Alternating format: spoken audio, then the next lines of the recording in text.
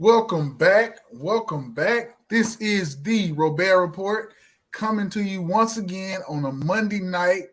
We got here a little late today, but that's neither here nor there. I'm gonna hit this other go live. It might go live to Facebook still. Well, it won't go live. Well, whatever. We'll get back to Facebook. Tonight I'm here once again with the Robaer Report. Shout out to everybody on the Black USA News team. You see some of the hosts on the background screen. That's a new screen that has been created for us. We are in NYC, Oakland, Maryland, DC, and Atlanta.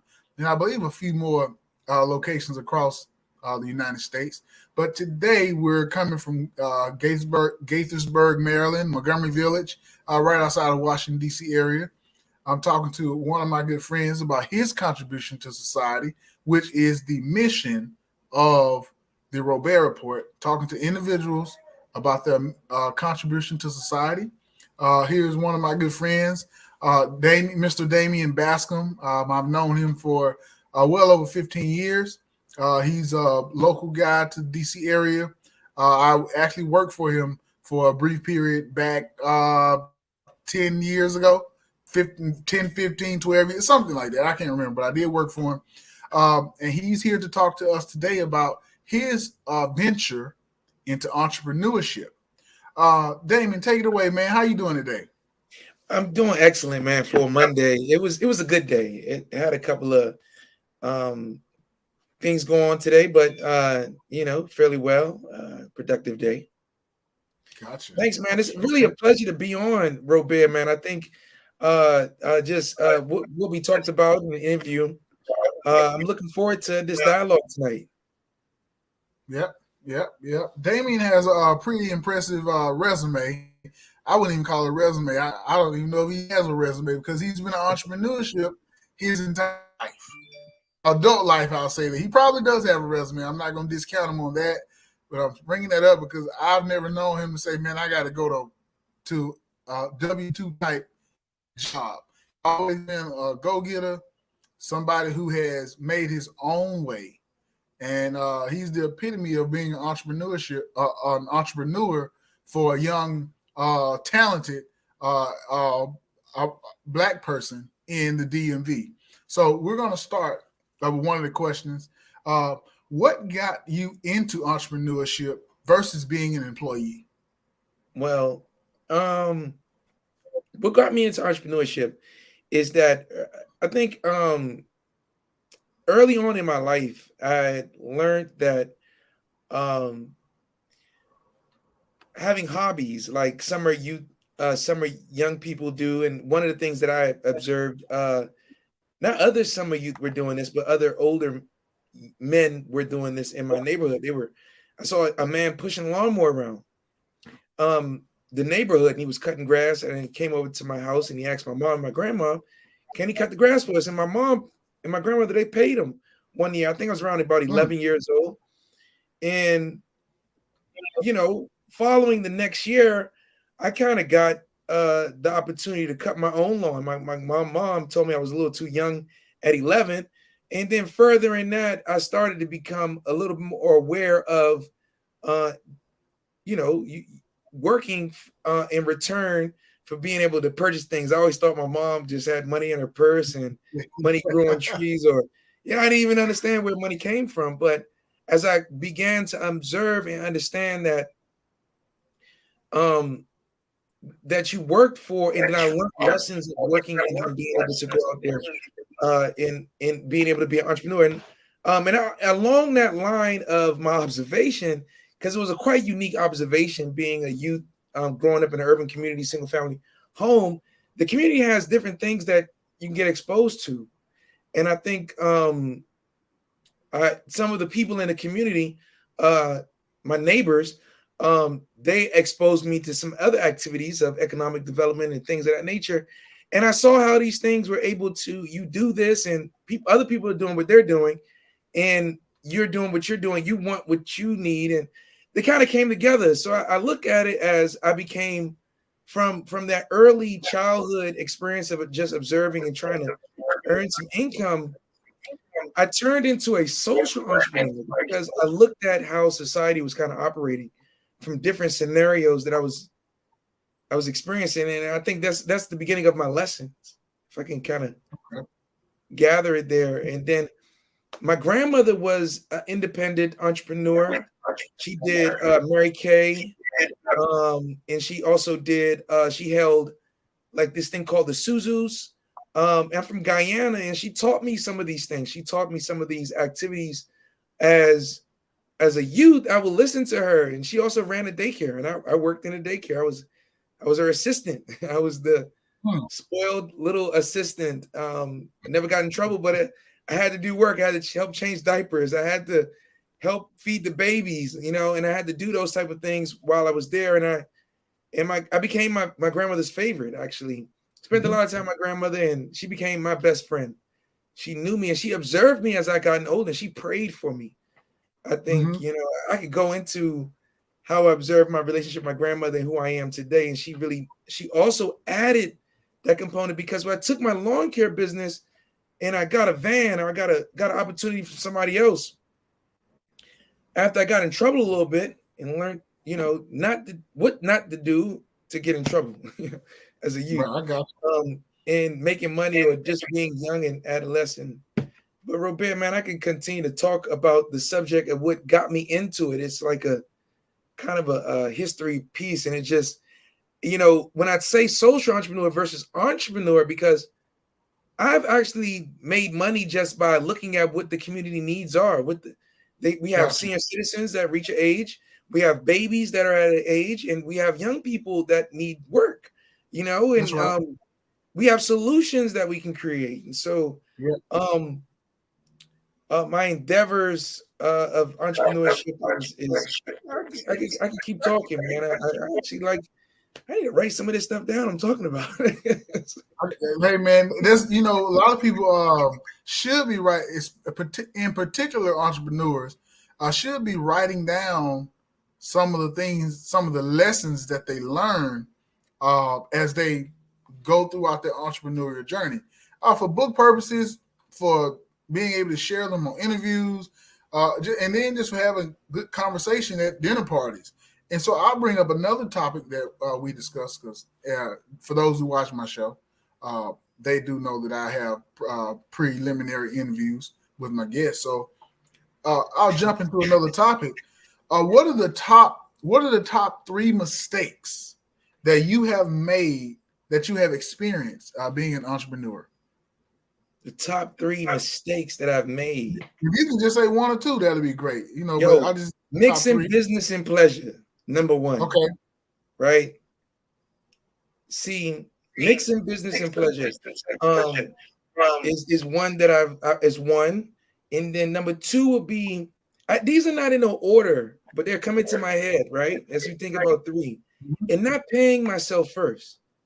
Working and not paying myself, not putting myself first is a very important principle, even if it's $100 a week and you working 40 hours a week. It's not that you're paying all your bills and then you're taking the less after the end of the month or when you need it from your bank account and not managing your books right. Starting from the beginning and developing and paying yourself first and living off that budget. And then budgeting, you know what I mean? Always having operating from a plan, a to-do list. And a to-do list looks like a budget. A to-do list looks like what you're accomplishing. And you can track yourself, you know what I mean? Yeah. Those 3 things, as an entrepreneur, those 3 things are very important. If you start your day without the to-do list, you know what I mean? If you're not treating yourself like you are very important, it's not being with pride or taking from the business and then the business is suffering. It's actually understanding you are just as important as everything else is important, and not putting yourself last. That's right. And then bringing on, mixing business and pleasure. Business and pleasure is something that when the relationship is just pleasure and it's, business is important, right? A relationship is important. A pleasure is not important. So you don't mix the 2. You know what I mean? A relationship that you're investing into time is not something that you're going to look at carelessly. So you manage your relationships properly. and not mixing pleasure and business, personal and business. It's two different things. The personal should overrule. If people support, or your friends support you, they should give you a little tip. They should not ask for a discount. Yeah. You shouldn't be looking to give your friends some discount. No, your friends should be looking to give you a tip. I have a friend who he had an Airbnb business, and it was in Northern Virginia, Alexandria, I believe, Arlington, Alexandria, and he would say that his close friends, because he was using an apartment right off the strip in Alexandria, Arlington, King Street, Queen Street, whatever it's called, very popular area. But his friends would have people come to town, and he would say they'd ask him to let them use the space outside of the B&B constraints. And then they wanted a discount. So he would do it because they were his friends, but he was saying, I'm losing money at the same time, attempting to be friendly with other people. And it's his person, and his income, that's his income producing property that he has, but he's losing money trying to maintain a friendship. So what you're saying is absolutely correct. Mixing business with pleasure. Some could take it other ways. So many ways you could take that. It could be sexual relationship, it could be familial relationship. But when you have friends and they don't want to tip you, they'll go to the bar or to the restaurant and tip. But when it comes to you, they want to, pull back from your income. But it still wants you to hang out with them at the same time. Not like friends or anything, but I'll go to another question because we will develop these questions and answers in a future interview. But I just want to introduce you to the guests who decide to watch our network. Another question is, I mentioned the failures or mistakes. What are 3 successes that you have experienced as an entrepreneur? Wow. One of the successes as an entrepreneur, and I like to use the word social entrepreneur because it's given me such a unique platform here, is to be able to navigate through different lanes. And I think my years of experience as an entrepreneur has given me an ability to look at different backgrounds and be able to not go to school and learn about code switching, but actually be in present experiences and understand when dialogue certain ways. Because when you're in certain areas, you talk a certain way, but when you're in certain areas, you eat with the fork in your left hand or something. Yeah. You know what I mean? It's important to understand ethics. And along my journey as an entrepreneur, I say social entrepreneur because I observe people and I was able to have different experiences, go different places, be invited to different experiences. I think that normally if I was, just average individual engaging in society, I would not have had these experiences. So I would say number one has been the experience. It's been some entrepreneurs would say it's a priceless experience. Mm-hmm. I would say another. It's kind of a trick question that I gave you. As a trick question that I gave you because most people don't think about their successes. They just do the work and they just get it done. But keep going. I that's kind of a trick question I gave you. So I personally don't feel like I've reached really success. But along the way, I've had some happiness. I've had some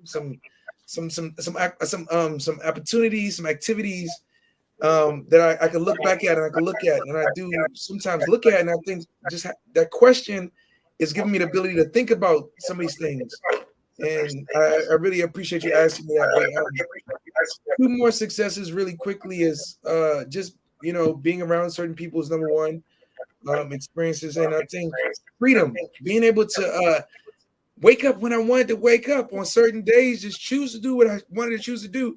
And then if somebody really wanted to criticize me, I had the ability to have a little bit more negotiation about how I wanted to take a stand of what I was dealing with versus under the thumb Like you better hurry up to the job, and you better not show up late again because you're gonna lose this job. Yeah, right, I can call a contractor. I mean, if it's contractors is a contract. Contractors already know, like it's a certain amount of time you have to accomplish this activity, and then you managing that with your integrity. You know what I mean? So it's more freedom. You're not under, and you have more dominion of what you're creating. I think that's another success. And the little bit of opportunity I can create, I can move. You know what I mean? Versus like moving under somebody else's playing field, you can create and move. And I think, I would add number 3 as a creator. Becoming a creator, as I call it, social entrepreneurship. I think my third success, and I haven't reached ultimate success yet, but I've had some successes. Other people will probably mention other ones, but those 3 will be mine. Okay, gotcha. And it's funny you talk about being under the thumb. What comes to my mind, and we'll this will be my last statement because we'll have you back on because I know you have an engagement to attend to. But I'll say this: I was living in Texas for a little over a year, and I had gotten a job with an insurance agency. So the agent said, "Hey, the guy who ran the agency, I love the guy. He became one of my good friends. But he was like, hey, I want you to go to this event. So I went to this event, and I was in Dallas. Dallas area is huge. So I went to the event, having a good time. I'm learning what he told me, what he wanted me to go and learn. So he calls me like, hey, I need you to get back to the office. I'm like, okay, I'm coming back. So it's really about an hour drive. I need you back in like 35, 40 minutes. What? And so the lady that he told me to go and see was like, man, he rushing you to get back. And I ended up rushing back, hopping into the wrong lane, and got back within an hour and a half. The traffic was so crazy in Dallas. But I'm like, I let this person rush me, and I wasn't almost about to get into an accident, but I made a mistake on the highway, which added 30 minutes to the trip. So being on somebody's thumb as an employee is one of the reasons that I know that some people do not choose to go the W-2 route. But that's neither here nor there, man. Look, we're going to have Mr. Bascom back with Bascom Enterprises, and we'll get into his story more. I want to thank you so much for coming on today and blessing us with your presence. And just a short synopsis of what you do in regard to entrepreneurship, because we'll get into the meat and potatoes of it a little later. And for the vegans, we'll get into the rice and beans. Take care. This is the Robaer Report. Thank you all for viewing our show today. Once again, thank you to Mr. Bascom and Bascom Enterprises. You all have a good rest of the day, and I do look forward to you all tuning in next Monday. Take care. Positive.